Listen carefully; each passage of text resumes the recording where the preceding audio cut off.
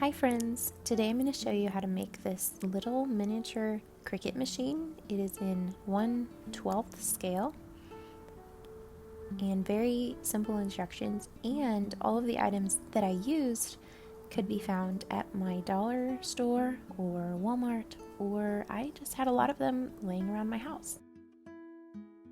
It doesn't close really super well as I couldn't think of a good way to attach it, but mine's usually open anyway, so I'm usually using it, so I thought that was a kind of neat way to leave it. I also show you how to make these little mats that you can actually insert into the bottom. So cute.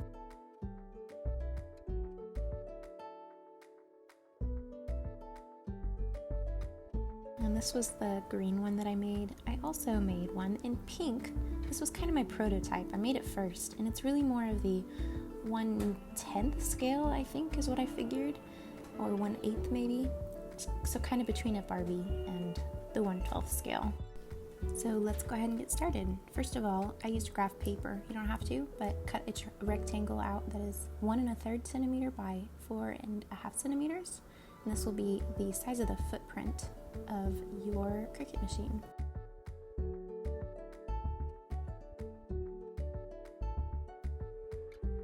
And this is going to be the bottom shape of the Cricut. And you're going to use regular foam board. Mine is just under 1/4 inch. And you can use any craft knife for this next part. I use this one from the Dollar Tree. And you want to trace and cut out your rectangle, and you want to have a curved edge at each end. Nice clean lines too. There's one, and you actually need 2 of these. And let's take the first one, and we're going to cut out this space for the cutting mechanism. And you just want to cut a very thin back, and then kind of the shape that you see that I'm cutting here without cutting your fingers. And it'll look like this. And you're going to place that over the bottom part. And you want to cut that shape into the bottom one as well, but not all the way down. You only want it about halfway down to the bottom. And then cut that out there. Just like that. And it fits right on top. And that's kind of your basic shape. Next, you'll want to cut out that slanted portion on the top. You can see here, I'm going to kind of trace it first, and then very carefully cut it with the craft knife. And please don't cut your fingers in this part or in any part of this tutorial. Just please be safe. And here's kind of what it'll look like.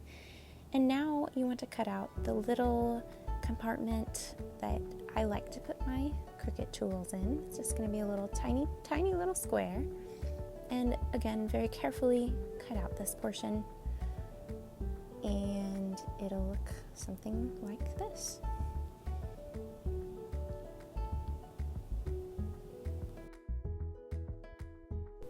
And now, using tacky glue or wood glue or any kind of glue that you may have on hand, you can glue these 2 pieces together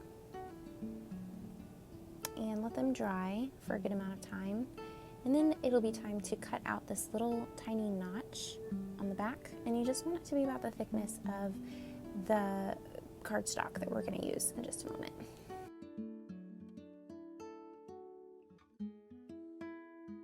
And now you want to use decoupage, Mod Podge, also found at the Dollar Tree, and regular copy paper or graph paper, just something thin. And at this point, you want to just Mod Podge the paper, which, if you're familiar with the process, you just put it on the foam board that you've cut out, and then put the paper on, and then put another layer of the Mod Podge on the paper, so that you have a nice surface to put the paint onto, and we don't have those creases from where the foam boards are stuck together. So this process is kind of tricky to do, and I use the scissors a lot, especially around corners. And here you can see I'm using the paintbrush to smooth out an air bubble. It just kind of, this is a tricky part of the process, but it's going to be really worth it in your final product if you take your time here. So here I'm using the scissors to try and get a really good kind of smooth edge there. and your paintbrush is a pretty good tool for straightening out the paper if it gets a little crazy.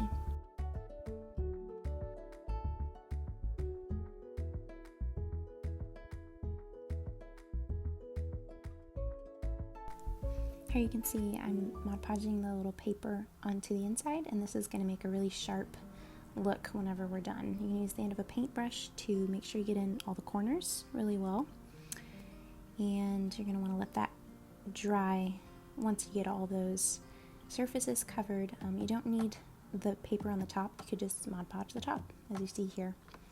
And next, while that's drying, we are going to take some cardstock, and I cut it to the size of the inside of that cutout, and you want to make a piece that's long enough, probably a little too long, so you can cut it off if you need to.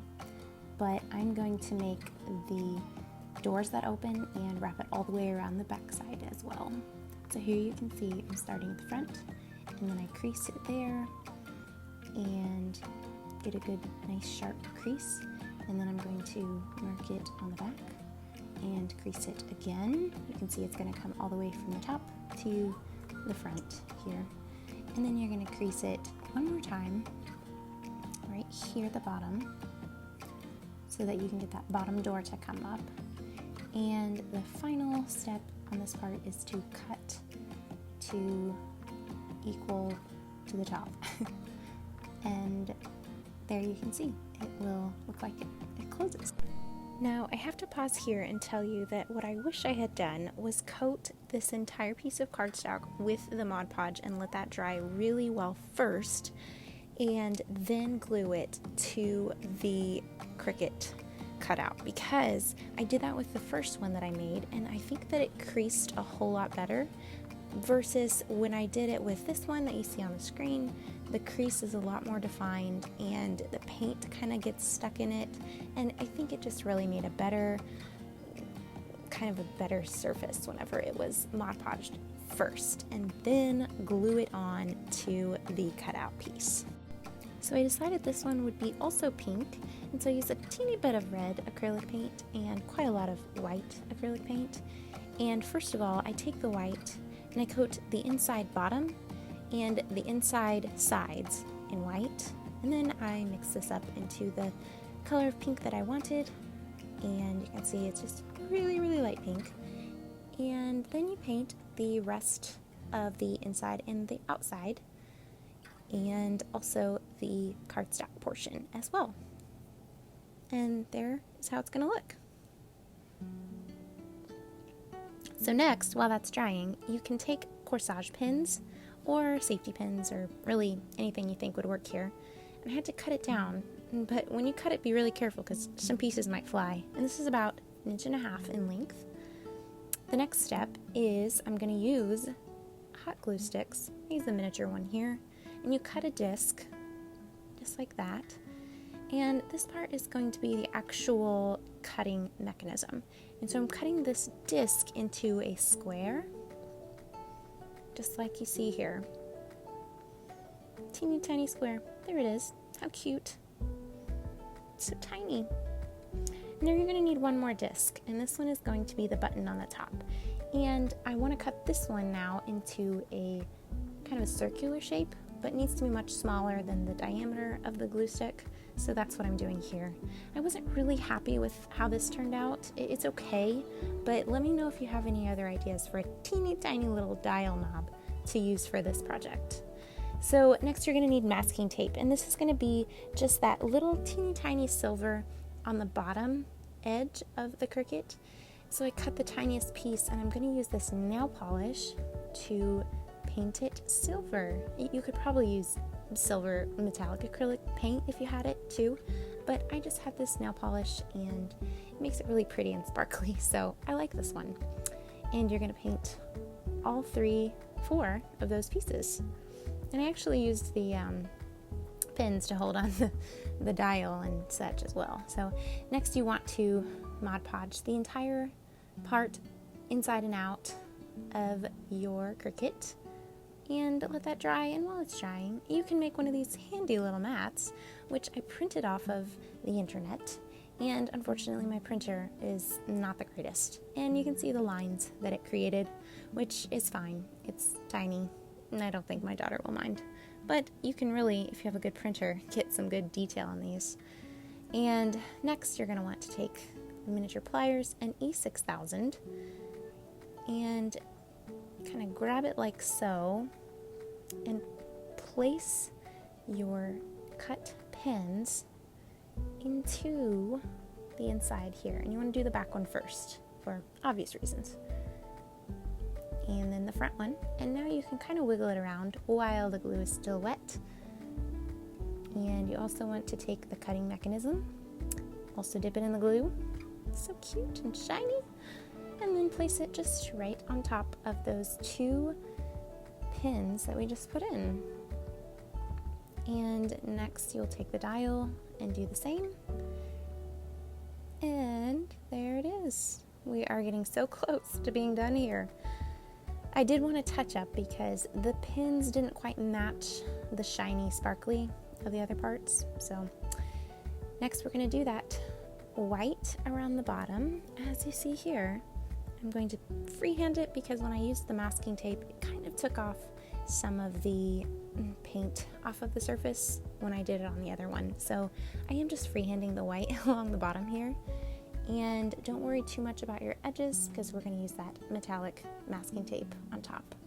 And I also very carefully tried to paint the inside of this little compartment. And it's okay if a little bit kind of goes out on the edge. And next you're going to take your tape and carefully peel it off after it's dried. And it's so shiny. Woo. And that's kind of what you're going for. Make sure you have a good, clean, crisp edge to work with. And starting at the front, I just kind of tacked it on. It's not super sticky, that's fine, because we're gonna put another layer of Mod Podge over the top. So that's kind of the look that we're going for. Don't forget that front as well, that door. I forgot that the first time. So, and here it is. That's kind of your finished product before the final coat of Mod Podge. So go ahead and coat the whole thing. Don't worry about getting it on the silver portions. You can always touch those up later, or it really dries clear, so don't worry too much about it. And you are finished. Once that's dry, this is your completed Cricut machine. Now I have twins, so exciting. And you can place your mat in there and you're ready to go for your next project. Have fun!